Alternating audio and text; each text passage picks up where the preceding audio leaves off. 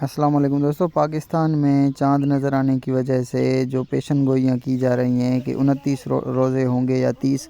تو اس حوالے سے ڈاکٹر جاوید اقبال ہیں، وہ ایسٹرونامر ہیں، ان کے مطابق پاکستان میں جو ہے عید الفطر اور جو روزے ہیں وہ مکمل 30 ہوں گے، کیونکہ 29 روزے کے بعد جب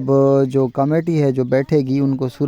جو ہے وہ سورج گرہن کی وجہ سے چاند نظر نہیں آئے گا۔ 20 اپریل کو مکمل سورج گرہن ہوگا اور اس سورج گرہن کی وجہ سے چاند جو ہے وہ لوگوں کو نظر نہیں آئے گا، اس لیے پاکستانی جو ہے وہ 30 روزے رکھنے کے لیے تیار ہو جائیں۔ ڈاکٹر جاوید اقبال جو کہ ایسٹرونامر ہیں، ان کے مطابق اور میڈیا رپورٹس کے مطابق کہ سورج گرہن کی وجہ سے پاکستان میں 20 اپریل کو ممکن ہی نہیں ہے کہ چاند نظر آئے، اور انشاءاللہ 30 روزے مکمل ہوں گے پاکستان میں۔